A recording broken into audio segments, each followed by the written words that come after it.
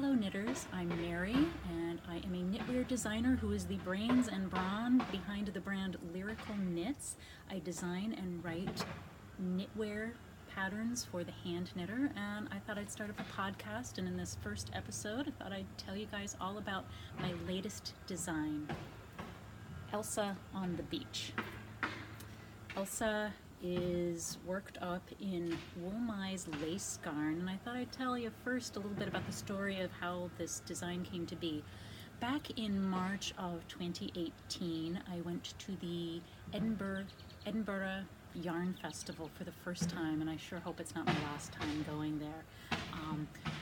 It was just a really wonderful yarn and fiber festival, and I got to meet up with some friends of mine who I had only met once, and some of whom I'd never met. A friend came in from Israel, a friend came in from Norway, a friend from Greece, and we all stayed together. Oh, a friend from California. It was just absolutely wonderful to get together with knitters from all over the world and enjoy our shared passion, which is yarn, fiber, knitting, spinning, weaving, crocheting.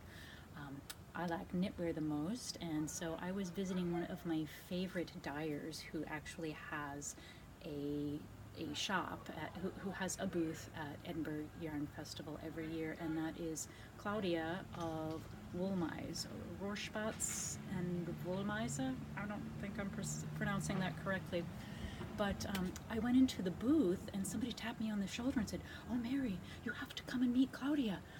It's like, oh, okay, I'm just going to be so shy to meet her and everything, because I just absolutely adore her color. She does brights, and now she's starting to do soft colors, and I love her yarn.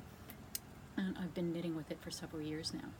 And I turned around and Claudia was standing there, and she goes, "Mary Annarella, oh, it's so wonderful to see you." And we both went all fangirl all over each other, and she pointed up to a bus that had one of my designs on it that she had worked up herself in her yarns. And I told her that I had some plans to design more with your yarns, and she said, "Come with me. I insist, you have to pick out a color of the lace yarn, which is what the sweater is made out of." And I picked out a couple of colors, trying to decide. It took me about 100 hours to choose a color, because there were so many absolutely gorgeous colors there. And I picked out some purples, and I picked out this color here. And Claudia came over to me when she saw that I had all these purples. She's like, "No, you wear those colors all the time. You need something different." And she insisted that I go home with this gorgeous, humongous skein of, it's a heavy lace weight yarn in the color Elsa. Okay, Elsa, we're talking Disney Elsa. Let it go. Do you want to build a snowman, Elsa? And so I knew I had to design something out of this gorgeous Elsa blue that was fit for a snow queen, but it's lace weight, so I'm not going to be knitting a heavy duty sweater in lace weight. So my thought was, well, Elsa needs a little bit of sunshine and heat every now and then. We know the cold doesn't bother her anyway, but sometimes she needs a little sunshine, and instead of building a snowman, we're going to build a sandman.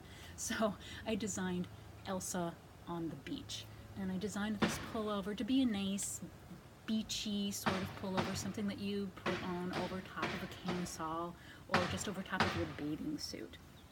I really like this design because it has a really interesting lace and false cable pattern going down the front. It's a Japanese lace pattern that I had to rework because it just wasn't working out for the design. But I have it going down a saddle shoulder and continuing down the sleeves. And Elsa has a dropped saddle shoulder that's shaped with short rows, so it reduces that extra underarm bulk that you sometimes get with a dropped shoulder. So there's shaping there. And then to the front, notice that off on the side here, on each side, down this way, and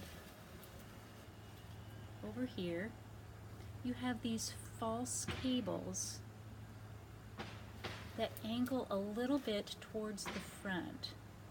All right, you know those sweaters that you'll see a lot of the time, and they'll have these lines going this way, and they come really close to each other in the front. And the idea is that it's supposed to be very slimming for you, but If they angle too much, I feel like that's just too obvious, and it's not that slimming anymore if it's that obvious that it's what you're doing. So I designed this Elsa, this pullover, to just have those lines come in a little bit. Several years ago, you used to be able to find pairs of pants and jeans where they moved the side seams forward just a little bit, and it was very slimming. I had a fabulous pair of jeans that did that. I want to say they were from the Gap. I don't know. It was like 15 years ago. And the side seams were just enough forward that I'm like, why do I look like 2 sizes smaller than I really am? And it was because those side sleeves were just slightly towards the front. So that's the idea I'm trying to get to with this pullover here, just to have those lines come in just a little bit. So I use decreases along those lines to bring them in a little bit, and then so that the sweater's not getting smaller as we're getting wider near the hem and the butt, I have the increases along here. So increases here, decreases here. So the shaping creates a slight high-low hem here without looking like the sweater's riding up because you have a big bust and you needed some darts underneath the bust. So it's very slimming in that regard. And the way I like to wear it, I mean, it's got lace. You gotta wear something underneath it. So I've put on just a light camisole. So that we could just take this off my mannequin. Oh dear. It's like we should have stripper music for her. I'll just pop it on and show you what it looks like on a person who has arms. So here we go. Putting this on, and it's really not that hot. It's actually a fairly cool day out in my neck of the woods, so it's kind of nice to wear something with just a light lace weight. But see, I'll come a little closer so you can see those lines. There we go. See, they're just moving in forward just a little bit, so that when you put it on a 3D body, it's not, the lines aren't coming in like this. So it's loose, it's drapey, it's a pretty darn easy knit. You just knit 2 saddle shoulders, and then it's all top down, and once you get down to the underarm, it's all in the round and pretty easy. Oh, sorry, I hit my mannequin here. Won't do that again. There we go.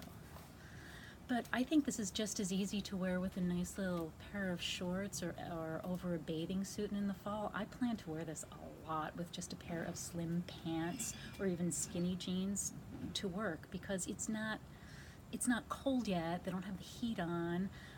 It's not so hot that the AC might be on, at least where I live. So it's just a really nice transition piece. So I think I'm going to wear the heck out of this fall and also in the spring. This is not a super skinny lace weight kind of yarn. It's what I'd call a heavy lace weight, so a light fingering would probably work. But I was also curious to see how this design would work up in a true fingering weight, and I suspected that it wouldn't have quite as much drape because it would be a heavier fabric. So I thought, you know what, I'll keep it cropped and also just do a short sleeve version and see how I like that. So what I came up with, there we go, is that I worked it up in Tosh Merino Light in a colorway that is lightly speckled. I think the colorway is called Good Silence, which is infinitely better than Bad Silence, I guess, or even Mediocre Silence. It's Good Silence. Good speckles here. But it's a boxier look because the fabric is heavier. These 2 sweaters are the same exact size, the same exact measurements, but the fit feels different because this is a lighter fabric, so it just kind of drapes and hugs the body a little bit more. So let me show you what this one looks like. All right, I'm taking off my shirt, you guys. Play the stripper music, or not. All right, and again, this is lace, so I would definitely wear a camisole underneath it, unless I were putting it over a bathing suit, and then who cares? All right, we'll fix the sleeves, because the sleeves are nice and slim. It gives you less of an oversized look. Here we go. But we've still got the same lace pattern going down the sleeves and down the front, but this one's just shorter. And I don't know, it's really nice to kind of have that cropped look. Pant rises have been coming up a little bit. There are a lot of high-rise jeans that are out there now, and if you're into that sort of thing, a cropped top looks really great with that. I went with something a little bit in between because I don't know, I'm not into showing off my midriff when I'm off the beach that much. So that is Elsa on the beach, and I hope you enjoy the pattern very much. If you liked this video, click like, click subscribe, come say hello to me on Instagram. I am Mary Annarella, MaryAnnarella on Instagram. I am Lyrical Knits on Facebook, and I am Lyrical Knits on Ravelry.com. I hope you've enjoyed this video, and I hope you guys have a great day. Bye-bye.